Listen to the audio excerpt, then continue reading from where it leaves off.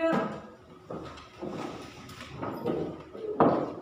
Assalamualaikum warahmatullahi wabarakatuh. Waalaikumsalam warahmatullahi wabarakatuh. Sebelum kita mulai pembelajaran pagi hari ini, terlebih dahulu silahkan Mas Fahrian pimpin doa teman-temannya. Tempat duduk, siap, gerak, doa mulai. Bismillahirrahmanirrahim. Raditu billahi robba wa bil islami dina wa bil muhammadin nabiyya wa rasula. Rabbi zidni ilma warzuqni fahma. Amin. Sudah selesai pemeriksaan pada guru. Assalamualaikum warahmatullahi wabarakatuh. Waalaikumsalam warahmatullahi wabarakatuh. Alhamdulillah, pada kesempatan pagi hari ini kita bertemu di pertemuan yang kedua, masih dengan tema kisah keteladanan Wali Songo. Ya, Buni akan cek hadiran terlebih dahulu. Hari ini siapa yang tidak masuk? Semua. Alhamdulillah masuk semua ya. Ya. Kayaknya tegang semua. Yuk sebelumnya kita tepuk SD Caca Benang dulu. Yuk coba untuk semua supaya rileks, supaya tidak tegang. Tepuk SD Caca Benang. Akademis, peduli, kreatif, kreatif, mandiri. Yes, alhamdulillah luar biasa. Tepuk Caca Benangnya semangat. Nah, sebelum kita mulai, kita murojaah hafalan surah pendek terlebih dahulu. Surah yang pertama adalah surah Al-Fil. Wahidun, isnaini, talatatun. A'udzu billahi minasyaitonir rajim. Bismillahirrahmanirrahim. Alam tara kaifa fa'ala rabbuka bi ashabil fil. Alam yaj'al kaidahum fi tadlil. Wa arsala alaihim tayran ababil tarmihim bihijaratin min sijil faja'alahum ka'asfin ma'kul. Silakan berdiri, kita menyanyikan lagu wajib Garuda Pancasila. Silakan berdiri. Dimulai dari hitungan ketiga. 1, 2, 3. Garuda Pancasila, akulah pendukungmu. Patriot proklamasi, sedia berkorban untukmu. Pancasila dasar negara, rakyat adil makmur sentosa. Pribadi bangsaku, ayo maju, maju, ayo maju, maju, ayo maju, maju. Silakan duduk kembali. Ya, baiklah, pada pembelajaran yang telah lalu di pertemuan ke-1 kita belajar apa? Yuk. Ya, Mbak Ernest. Makna wali Allah. Makna wali Allah. Masih ingat anak-anak makna wali Allah? Masih. Coba sebutkan, tunjuk jari lagi siapa yang tahu makna wali Allah. Ya. Apa Mbak Cahya? Beriman dan bertakwa. Orang yang beriman dan bertakwa. Ada yang mau menambahkan lagi? Ya, di pembelajaran yang kedua ini kita akan belajar usaha dakwah dan juga biografi Wali Songo. Masing-masing Wali Songo yang berjumlah 9 itu punya usaha dakwah sendiri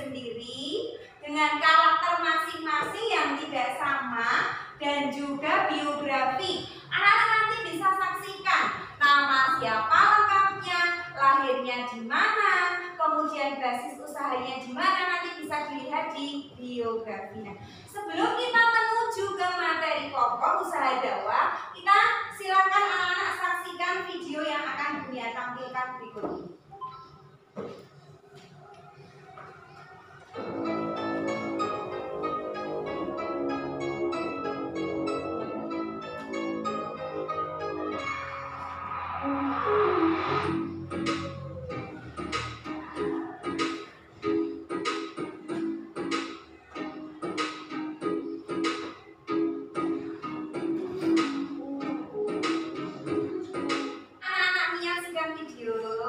Yang berdurasi kurang lebih 1 menit. Ada beberapa informasi yang bisa dijawab dari video ini.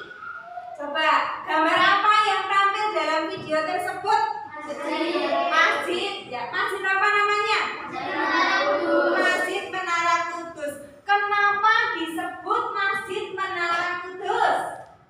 Karena ya, pintar. Karena letaknya di Kudus. Kudus itu mana? Daerah mana?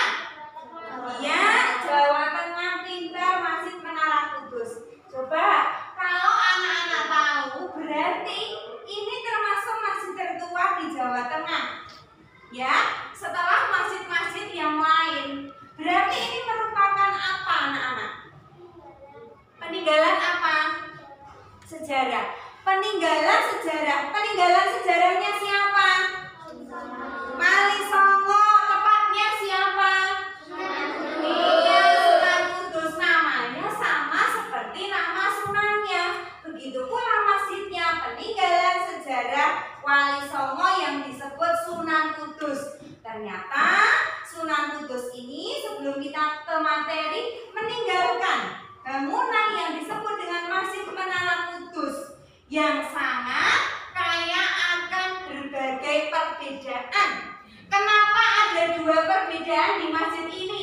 Yaitu arsitek apa dan arsitek apa? Hindu dan Islam. Ya, ini perpaduan 2 arsitek, arsitek Hindu dan arsitek Islam. Ya, berarti 2 perbedaan ini adalah simbol dari toleransi. Baik, setelah mengamati gambar, anak sudah bisa menjawab dengan baik. Kita akan sajikan tentang usaha dakwah dan juga biografi Wali Songo. Sunan yang pertama anak-anak lihat, di situ adalah Sunan Gresik. Ingat-ingat, nama lainnya adalah Maulana Malik Ibrahim. Merupakan putra dari Syekh Jumadil Kubro, disebut juga dengan nama Sunan Gresik. Datang di Pulau Jawa pada tahun 1404 Masehi dan wafat tahun 1419 Masehi. Makamnya di Desa Gapuro, Gresik, Jawa Timur. Beliau dikenal sebagai tokoh terhormat. Sunan Gresik, nama lainnya adalah Maulana Malik Ibrahim. Tinggalnya di Gresik. Jawa mana, nak? Gresik itu? Jawa mana? Jawa Timur. Gresik itu Jawa Timur. Usaha dakwahnya, poin yang penting. Aktivitas yang mula-mula dilakukan adalah berdagang di tempat pelabuhan terbuka. Kemudian setelah dakwahnya berhasil, beliau datang ke Majapahit untuk menghadap raja dan mendakwahkan Islam kepada raja. Nah, kemudian beliau juga membuka pesantren, perintis kerajaan Islam di Jawa saat awal keruntuhan Majapahit. Nah, ini poin yang punya beri tanda hijau, yaitu beliau berdakwah dengan cara memenuhi kebutuhan hidup masyarakat, yakni membuka warung dan melayani pengobatan. Jadi Sunan Gresik ini beliau usaha dakwahnya selain mendirikan pesantren, juga mendirikan kerajaan pertama di Jawa yang bercorak Islam. Siapa yang tahu kerajaan apa di Jawa yang bercorak Islam? Depannya D, kerajaan Demak. Ya, ini dakwahnya Sunan Gresik itu memenuhi kebutuhan masyarakat. Jadi dengan berdagang, dengan membuka warung dan melayani pengobatan. Jadi kalau ada orang yang sakit, dia tolong diobati tapi tidak bayar, tidak meminta biaya. Kemudian dari situlah Islam mulai ditanamkan perlahan-lahan kepada orang yang sakit mendekat kepada beliau, kepada orang berkomunikasi melalui berdagang, ya, dan juga melalui pengobatan. Paham sampai di sini Sunan Gresik? Usaha dakwahnya berdagang dan pengobatan. Kita lanjut dengan sunan berikutnya. Ya, sunan yang kedua adalah Sunan Ampel. Tapi Gresik, daerah Jawa Timur. Nah, beliau Sunan Ampel, nama lainnya adalah Raden Rahmat. Raden Rahmat ini adalah putra dari Ibrahim Asmarakandi dan Dewi Condrowulan. Nama Ampel diambil dari nama beliau lahir, yaitu di Ampel Denta. Lanjut ya, sekarang usaha dakwah dari Sunan Ampel. Apa usaha dakwahnya? Nah ini, usaha dakwahnya mencetuskan ide, berbagai macam ide.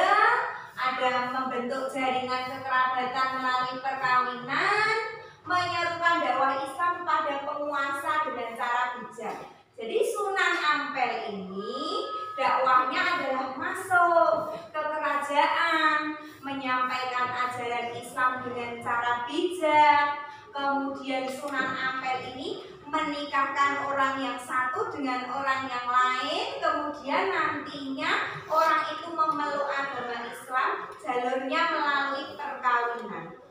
Kalau tadi jalurnya melalui dagang dan juga melalui pengobatan. Kalau ini melalui perkawinan. Ada sebuah ajaran yang sangat terkenal Sunan Ampel. Yang ini sangat terkenal, namanya adalah falsafah Moh Limo. Moh itu apa Moh? Tidak mau. Limo itu berapa? 5. Yang ini dalam ajaran Islam, bahkan dunia yakin dalam ajaran agama manapun dilarang. Tidak boleh melakukan 5 hal. Yang pertama adalah moh madat.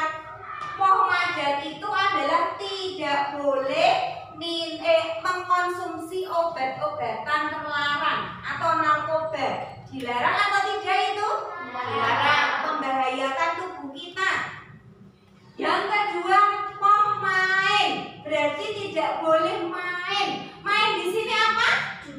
Judi. Judi itu dilarang, ya toh? Karena apa? Menyebabkan ketagihan, ya toh? Tidak ada obatnya yang namanya sudah ketagihan itu. Moh madat, moh main. Yang ketiga, moh maling. Tidak boleh mencuri. Mencuri dosa besar. Kan bukan hak kita mencuri. Bahkan apa namanya? Meminjam barang orang lain tanpa izin pun juga dosa, apalagi mencuri. Mengambil barang yang bukan milik kita. Moh madon. Moh madon itu tidak boleh berzina. Berzina itu hubungan suami istri yang belum menikah. Itu dilarang dalam agama. Sunan Ampel mengatakannya moh madon, dilarang berzina. Yang terakhir adalah moh mabuk. Moh mabuk berarti dilarang minum minuman keras. Tadi narkotik juga membahayakan kesehatan. Kemudian apa namanya? Minum minuman keras juga memabukkan, ya. 5 apa saja? Ulangi. Moh madat, moh maling, moh maling, moh mabuk. Ajarannya siapa? Sunan Ampel. Paham? Kita lanjut sunan yang ketiga. Sunan yang ketiga adalah Sunan Giri.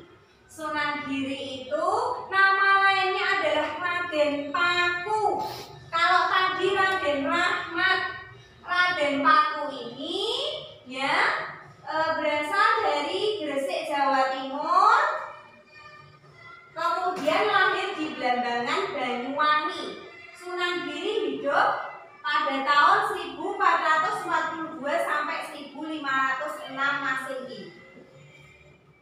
Beliau adalah putra dari Syekh Maulana Ishaq dan Putri Sekar Batu. Sunan yang ketiga Sunan Giri. Tadi Sunan Giri juga daerahnya sama di Banyuwangi, Jawa Timur. Usaha dakwahnya usaha dakwahnya adalah mendirikan pesantren. Nah ini Sunan Giri ini yang menciptakan berbagai jenis permainan anak seperti cublak-cublak suweng, mengarang lakon wayang dan seluruhnya. Tahu gak kamu cublak-cublak suweng yang gimana? Cublak-cublak suweng, suweng ngiting gelender, mampu ketunduk kutel, lelale sopo delekake sir, sir pong delek kopong, sir pong delek kopong. Nah itu adalah cublak-cublak suweng. Diingat-ingat siapa yang menciptakan permainan cublak-cublak suweng itu? Sunan Giri. Dari kelihatan usaha dakwahnya, berarti kira-kira Sunan Giri itu apa?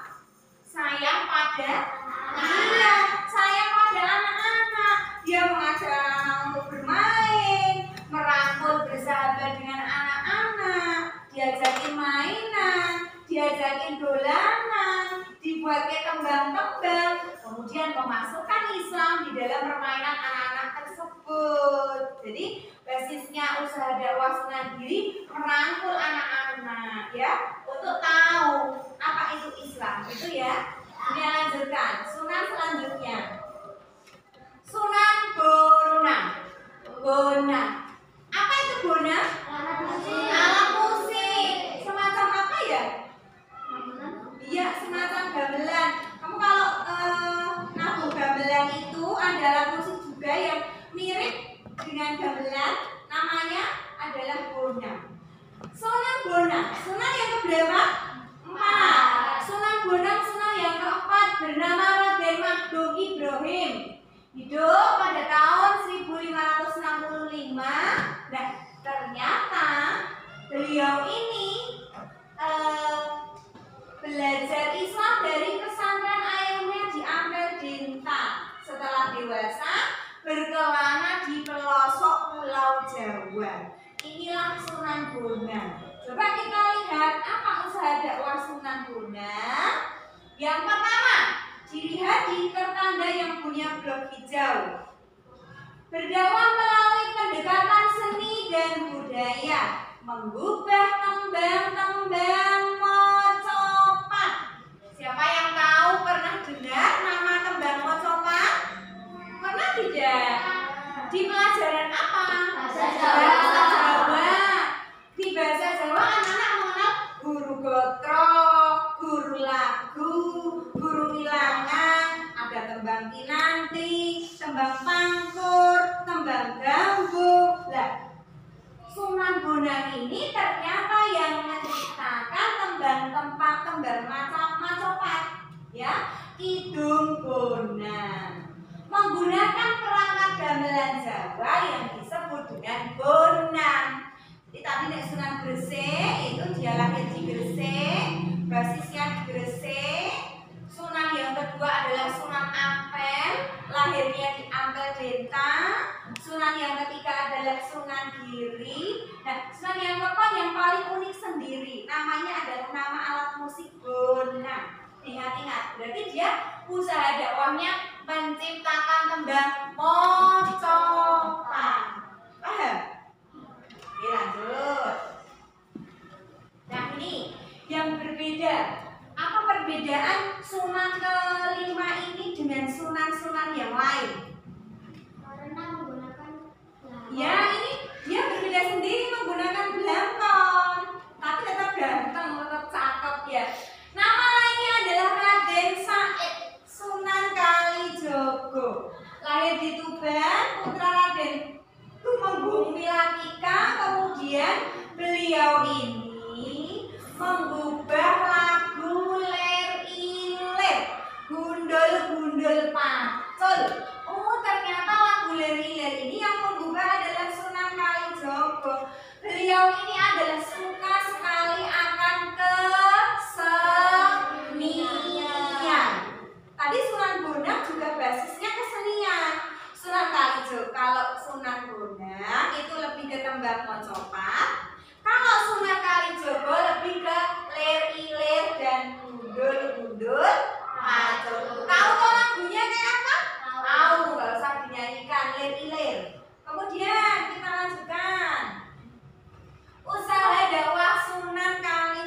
Kalijogo. Coba ini yang antik dari Sunan Kalijogo. Coba silakan dibantu dibaca yang keras, Mbak Ernest.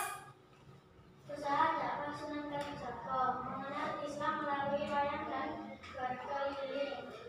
Masyarakat yang ingin menanggap wayang bayarannya cukup membaca 2 kalimat syahadat. Paling luas cukupan dakwahnya dan paling besar berperan sebagai dalam pengubah tambang desain pakaian, perancang alat pertanian dan guru rohani. Lengkap sekali. Jadi semasa Sunan Kalijogo ini berdakwah, dia berdakwahnya lewat wayang. Jadi siapa yang mau menanggap wayang, dia akan menyajikan wayang itu, bayarannya cukup dengan membaca 2 kalimat syahadat. Berarti orang yang mau menyaksikan wayang itu, orang yang mau melihat wayang itu jadi masuk Islam karena membaca 2 kalimat syahadat. Basisnya adalah banyak sekali kesenian. Beliau pandai berperan sebagai dalang, desainer pakaian, kemudian guru rohani, itu Sunan Kalijogo. Ada yang tadi kesenian, ada yang bercocok tanam. Kita lihat Sunan Derajat, Sunan yang ke-6. Sunan Derajat nama aslinya Raden Rahmat, ya. Belajar ilmu kepada ayahnya sendiri. Nah, beliau ini adalah putra bungsu Sunan Ampel. Jadi seperti garis keturunan Nabi itu juga ada Nabi yang ayahnya seorang Nabi. Contohnya adalah Nabi Ibrahim. Putranya bernama Ismail dan Ishak. Gitu? Itu kan putra Nabi menurunkan Nabi. Nah ini Wali Songo itu ternyata Sunan Derajat adalah putranya Sunan Ampel. Ya. Kemudian beliau ini belajar di Gunung Jati Cirebon. Itu Sunan Derajat. Usaha dakwah dari Sunan Derajat. Coba yang poin hijau menekankan dermawan. Dermawan itu apa? Dermawan itu apa? Suka Berbagi. ya, kita suka berbagi, kerja keras, peningkatan kemakmuran masyarakat. Karyanya tembang, mocopat, pangkur. Nah, beliau juga ahli menciptakan tembang, mocopat, mengajarkan tata cara membangun rumah, membuat tandu. Tandu itu apa? Tandu itu untuk yang mengangkat jenazah itu loh. Keranda itu juga bisa dibuat, pertamanya dulu dari tandu. Kemudian 7 dasar dalam kehidupan. Ini tembang pangkur. Tapi kalau yang tembang gundul-gundul pacul sama lele-lele ciptaannya siapa? Sunan Kalijogo, pintar. Kalau yang tembang pertama cublak-cublak suwung siapa yang menciptakan? Sunan pintar. Lanjut. Sunan Muria. Sunan yang ke-7. Sunan Muria, ya. Sunan Muria ini nama lainnya adalah Umar Said. Beliau ini adalah putra dari Sunan Kalijogo. Wali melahirkan wali. Tadi Sunan Ampel melahirkan Sunan Derajat. Kemudian Sunan Kalijogo punya seorang putra namanya Sunan Muria. Ya, Sunan Muria ini terdapat di lereng Gunung Muria. Kamu kalau pernah ziarah ke sana, makamnya tinggi sekali, ya, di daerah Muria sana. Ini adalah Sunan Muria, putranya Sunan Kalijogo. Usaha dakwahnya. Nah, ini juga kesenian kembali. Usaha dakwah Sunan Muria itu adalah mengajarkan bercocok tanam, melaut, dan gubahannya adalah tembang sinom dan kinanti. Seperti yang Bunia sampaikan di bahasa Jawa, lengkap. Tadi ada gundul-gundul pacul, cublak-cublak suweng, lir-ilir, sinom, kinanti, semua yang mengubah adalah Wali Songo. Kalau sinom dan kinanti adalah gubahnya Sunan Muria, putranya Sunan Kalijogo. dari ayahnya yang suka sekali dengan kesenian, maka menurun ke anaknya Sunan Muria juga suka akan kesenian. Kemudian menyebarkan Islam lewat kesenian dengan menciptakan kembang Sitom dan Kinanti.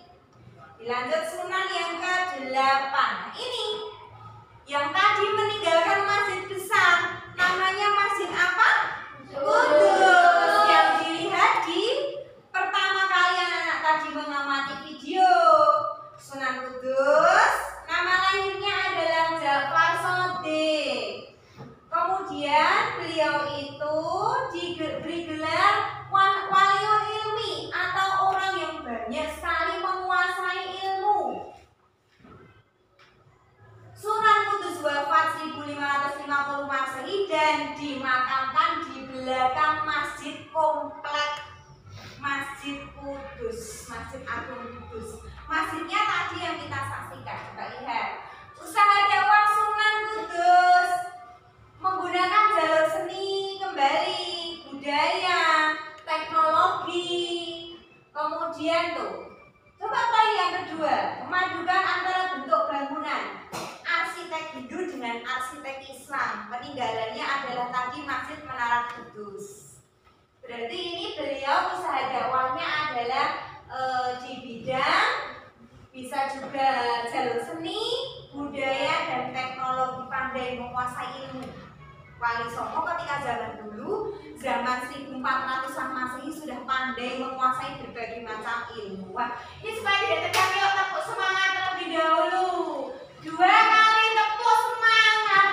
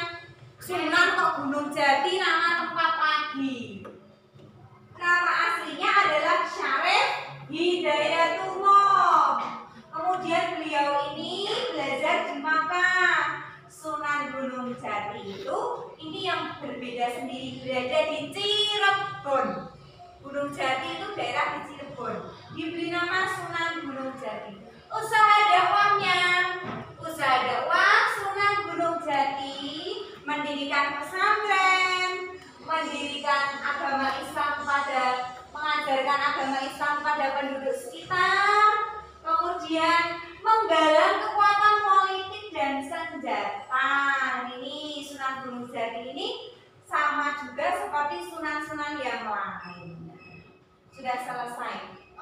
Dari penggalan-penggalan materi yang Bunia sampaikan lewat poin-poin, ada yang mau ditanyakan atau tidak? Tidak. Setelahnya, anak-anak tadi malam Bunia sudah sampaikan LKPD di grup kelas. Sudah di-print ya anak-anak ya? Sudah dibawa ya. Ini adalah LKPD di pembelajaran materi yang kedua. Di sini ada 6 nama sunan. Silakan nanti anak-anak bisa mengerjakan di LKPD ini adalah nama sunan beserta dengan dakwahnya masing-masing, usaha dakwahnya. Tadi kan sudah Bunia jelaskan di poin sebelumnya. Nah, ini usaha dakwahnya apa? Silakan ini dikerjakan mandiri. Nanti Bunia beri untuk LKPD yang kelompok. Yuk dikerjakan mandiri dari sekarang. Kerjakan. Langsung ditulis. Yuk langsung ditulis. Usaha dakwah yang pertama ya.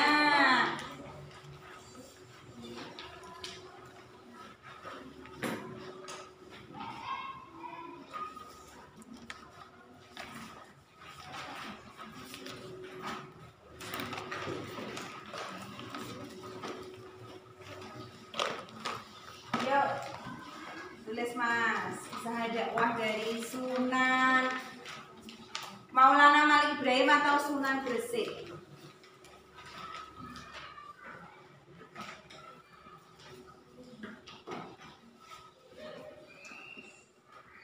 Kalau tidak cukup bisa ditulis di bawahnya.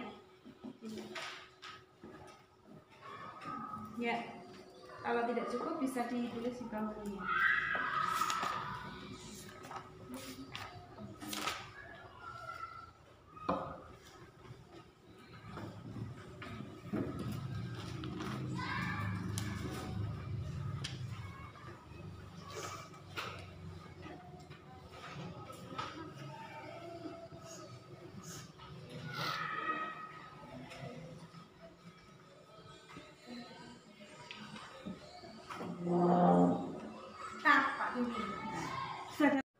Sudah selesai mengerjakan tugas LKPD Mandirian, anak? Sudah. Baik, sekarang yang pertama coba Mbak Ernest, dari Sunan Gresik apa usaha dakwahnya? Dibaca yang keras. Pengobatan dan berdagang. Pengobatan dan berdagang. Ya, ada yang mau menambahi? Usaha dakwah Sunan Gresik, pengobatan dan berdagang. Sunan yang kedua, Sunan Giri. Apa Mbak Nasfa? Mengubah tembang coba-coba semua. Ya, mengubah tembang cublak suam. Mas Delon, Sunan yang ketiga Sunan Bonang. Berdakwah menggunakan alat musik bonang. Berdakwah menggunakan alat musik bonang. Ya, berarti kesenian juga ya. Ya, Sunan yang keempat Mbak Cahya, Sunan Kalijaga. Apa? Wayang dan kesenian. Iya, wayang dan kesenian. Tadi imbalannya apa kalau mau nanggap wayang? Membaca kalimat syahadat, berarti masuk Islam. Sunan Derajat, Sunan yang keenam apa Mbak Nadia? Tembang macapat dan pangkur. Tembang Macapat dan Pangkur, pintar. Yang terakhir kesenian juga berarti. Yang terakhir Sunan Kudus, Mbak Anin. Masjid Menara Kudus, peninggalannya yang tadi lihat di video yang pertama. Kata ini. Baik, setelah kalian mengerjakan tugas mandiri LKPD yang kedua adalah LKPD berkelompok. Bunyinya sudah bagi berdasarkan kelompok masing-masing. Kelompok 1 kelompok toleransi, kelompok 2 kelompok mandiri. Silakan bisa ditulis kelompok toleransi, kelompok mandiri, ini kelompok cerdas. Ya, terus kelompok 4 kelompok disiplin. Nah, di sini ada permasalahan. Coba anak-anak bisa lihat permasalahan di sini adalah ini ada bom, tempat-tempat ibadah dan juga bom bunuh diri, tempat-tempat ibadah. Ini permasalahan atau tidak ini? Silakan nanti dicari, ini permasalahan jelas. Wong rumah ibadah kok dibom. Padahal kalau ada orang yang sedang beribadah, stop. Ini tapi kok ngomong kok berisik ibu. Nanti bocor, di video bocor di ulangi. Setelah anak-anak mengerjakan LKPD mandiri, ini waktunya LKPD kelompok. Bunyinya sudah bagi kelompoknya. Kelompok 1 adalah kelompok toleransi, bisa ditulis. Kelompok 2 adalah kelompok cerdas. Kelompok 3 adalah kelompok disiplin, ya. Kelompok keempat adalah kelompok tanggung jawab. Silakan nama-nama kelompoknya ditulis. Nah, sekarang perhatikan LKPD yang akan Bunia sampaikan. Di sini ada permasalahan. Ada gambar ini, ada gambar bom. Bom di mana? Bom di tempat-tempat ibadah. Sering nggak kamu mendengar permasalahan seperti itu? Ada waktunya Natalan atau waktunya ibadah agama lain, malah gerejanya dibom dan sebagainya. Ya, jelas itu sebuah permasalahan. Nah, itu nanti silakan kamu cari masalahnya, kemudian kamu berikan solusi dan tanggapannya. Seperti apa ya? Tidak sesuai dengan makna toleransi. Coba toleransi ajarannya siapa tadi? Sunan siapa toleransi? Kudus. Sunan Kudus. Pintar, silakan LKPD kelompoknya untuk dikerjakan. Tidak boleh ada yang saling berdiam diri.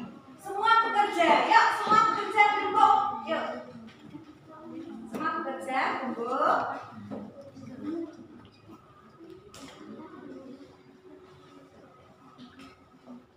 Ya, dicari permasalahannya apa,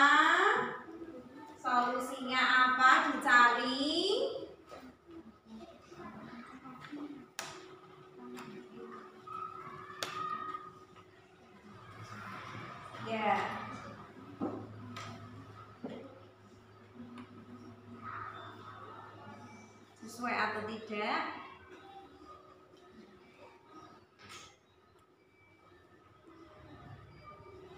Jangan lupa dikasih solusi.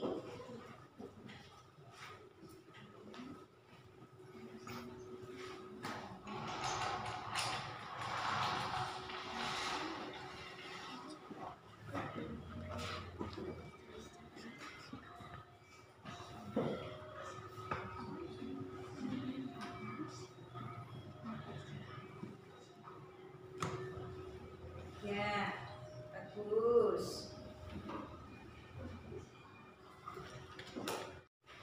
Sudah atau belum mengerjakan tugas kelompoknya?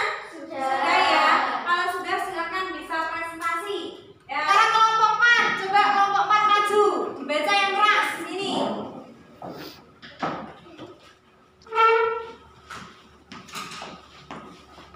Ya, yang baca salah satu saja Mas Albera yang keras. Yang lain dengarkan presentasi dari kelompok 4. Yuk. Menurut pendapat kelompok 4, kelompok tanggung jawab tentang permasalahan bom bunuh diri dan bom di tempat-tempat ibadah, kami tidak sependapat dengan hal tersebut disebabkan merusak kedamaian dan keamanan. Warga menjadi resah, gelisah, dan menyebabkan ketakutan. Dengan demikian, hal yang harus dilakukan adalah saling menghargai dan menghormati, sehingga menciptakan kerukunan dan kedamaian. Karena bangsa Indonesia terdiri dari beraneka ragam budaya, agama, dan adat istiadat yang berbeda-beda, dan tugas kita adalah saling menghargai dan perbedaan tersebut. Ya, ada poinnya dari Mas Albara. Tugas kita adalah saling menghargai perbedaan tersebut, karena bahasa Indonesia terdiri dari berbagai macam suku, adat istiadat, bahkan agama yang berbeda-beda. Tepuk tangan untuk kelompok 4. Silakan duduk kembali. Yuk, Bunia minta untuk yang terakhir silakan maju kelompok 3. Baca dengan keras kelompok 3. Yuk. Yang keras, Mbak. Siapa yang mau baca, Mbak Asma? Yang keras. Waalaikumsalam warahmatullahi wabarakatuh. Menurut pendapat kelompok 3 tentang permasalahan bom bunuh diri dan bom di tempat-tempat ibadah tidak seharusnya dilakukan di Indonesia, bahkan di dunia maupun karena merusak kedamaian dan keamanan kehidupan bernegara. Seperti itu pula yang terjadi di negara lain, jelas menimbulkan korban jiwa baik anak-anak maupun umat yang sedang beribadah di tempat ibadah tersebut. Dengan demikian, hal yang harus dilakukan adalah saling menghargai dan menghormati, sehingga menciptakan kerukunan dan kedamaian. Kesimpulan adalah ajaran agama manapun tidak mengajarkan kekerasan, akan tetapi mengajarkan kedamaian. Ya, bagus kelompok 3. Ini ada kesimpulannya, yaitu bahwa ajaran agama manapun tidak mengajarkan intoleran atau tidak toleransi, semua mengajarkan kedamaian. Dan juga ada solusinya yang disampaikan di kelompok 3, punyanya Mbak Nasfa. Tepuk tangan untuk kelompok 3. Silakan duduk. Ya, setelah anak-anak presentasi 1, 2, 3, 4, kelompok sudah presentasi semua. Kiranya ada tanggapan. Silahkan kelompok mana yang mau menanggapi kelompok yang lain, mungkin kurangnya di mana ataupun kelebihannya di mana, silahkan boleh ditanggapi. Siapa yang mau menanggapi? Tunjuk jari. Baik, kelompok berapa? Kelompok 4 akan menanggapi presentasi kelompok berapa? 2. Silahkan. Yuk teman-teman, didengarkan pendapat dari Mas Dilon. Yuk. Assalamualaikum warahmatullahi wabarakatuh. Kami dari kelompok 4, kelompok tanggung jawab, akan memprestasikan kelompok 2, yaitu kelompok Balkis. Ya. Presentasinya sudah bagus, namun belum ada kesimpulannya. Seharusnya kesimpulannya adalah Sunan Kudus yang mengajarkan toleransi antar beragama. Ya, berarti kelompoknya punya Balkis belum ada kesimpulannya ya. Sunan yang mengajarkan toleransi Sunan siapa? Sunan Kudus. Dimana dilihat dari video yang pertama tadi ada 2 arsitek. Arsitek apa? Hindu dan Hindu dan Islam. Berarti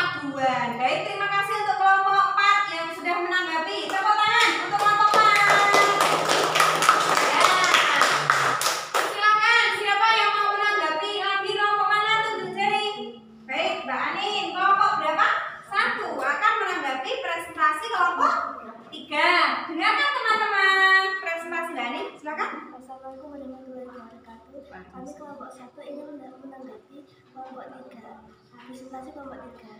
Presentasinya sudah bagus dan jelas, namun masih belum ada ajaran tentang Sunan Kudus. Ya, presentasi kelompok 3 memang sudah bagus, kata Mbak Anin. Ada kesimpulannya, kemudian disajikan masalahnya, kemudian ada hal yang harus dilakukan, tetapi belum dikaitkan dengan ajaran toleransi beragama Sunan Kudus. Yang sudah pandai-pandai semua, tepuk tangan untuk kelompoknya nih. Anak-anak menanggapi komentar dari kelompok 1 dengan kelompok yang lain, sudah presentasi pula. Sekarang Bunia kembali akan sajikan evaluasi dalam bentuk game edukasi kartu. Ini seperti kemarin kelompok 1 kembali. Silahkan maju perwakilan kelompok 1. Ini kelompok 2, ini kelompok 3, dan ini kelompok 4. Yuk, silahkan Bunia hitung sampai hitungan ketiga. Maju ke depan. Ya, dipegang kartunya. Baik, agak ke belakang sedikit. Nah, gitu. Seperti biasa ya, Buni akan tertuliskan ya untuk pertanyaan-pertanyaan yang telah dijawab dengan benar di masing-masing perwakilan kelompok. Ya. Oke, baik. Kalau nanti tidak bisa menjawab pertanyaan, bisa tanya dengan anggota kelompoknya. Baik, paham? Seputar apa ini? Usaha dakwah dan biografi Sunan yang berjumlah 9 atau Wali Songo. Pertanyaan yang pertama, ya, mengapa Sunan Ampel disebut dengan Sunan Ampel? Ya, Mas Ilham. Karena berdakwah di daerah Ampel. Ampel mana? Ampel Delta. Ampel Denta itu di daerah mana? Jawa Timur ya, pintar. Kelompok berapa? 3. Kelompok 3, nilainya 1 ya, karena berdakwah di daerah Ampel Denta. Falsafah Moh 5, ciptaannya siapa? Falsafah ya, Sunan Ampel. Sunan Ampel. Kelompok berapa kamu? Kelompok 2, Sunan Ampel. Ya. Siapakah nama Sunan yang sangat ramah dan merangkul terhadap anak-anak kecil? Diajari permainan apa, Mas? Sunan Bonang. Sunan Bonang. Betul atau tidak? Salah. Siapa yang menjawab? Betul. Janet? Sunan Ampel. Sunan Ampel. Betul atau salah? Salah. Yuk. Silakan siapa? Siapa tahu? Silakan tanya sama kelompoknya. Yuk, tanya. Sunan Giri. Kelompok Janet, kelompok belakang. Ya, betul. Sunan Giri. Salah lupa. Ya. Pertanyaan terakhir. Pertanyaan terakhir. Awas. Ya. Siapakah nama Sunan yang menciptakan tembang dolanan gundul gundul pacul? Ya, Mas Ilham. Sunan Kalijogo. Sunan Kalijogo. Betul? Betul. Sekarang enggak Pak Den. Sunan Kalijogo. Seru ya bermain game edukasinya ya. Seru sambil mengasah kemampuan otak kamu terhadap materi yang telah Bunia sampaikan. Coba kita total bersama-sama. Kelompok 1 nilainya berapa? 2. Kelompok 2 nilainya 2. Kelompok 3 nilainya 2, 3, 4, 5. Kelompok 4 nilainya 1. Berarti pemenangnya kelompok berapa? Tepuk tangan kelompok 3. Silakan untuk kembali ke tempat masing-masing perwakilan kelompoknya. Nah, Bunia akan berikan hadiah kepada kelompok yang berprestasi atau kelompok yang kerjasamanya kompak. Silakan kelompok 3 untuk maju ke depan semua. Kelompok 3.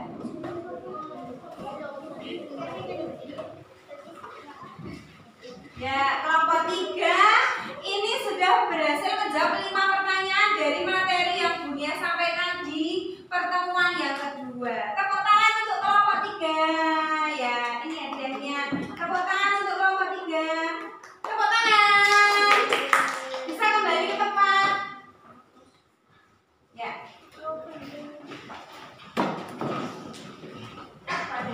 Evaluasi sudah, sekarang waktunya kesimpulan. Dari pembelajaran yang Bunia sampaikan selama 2 jam pembelajaran, apa kesimpulan dari pertemuan kedua materi kisah teladan Wali Songo? Siapa yang bisa menjawab? Tunjuk jari. Mbak Nasma, apa?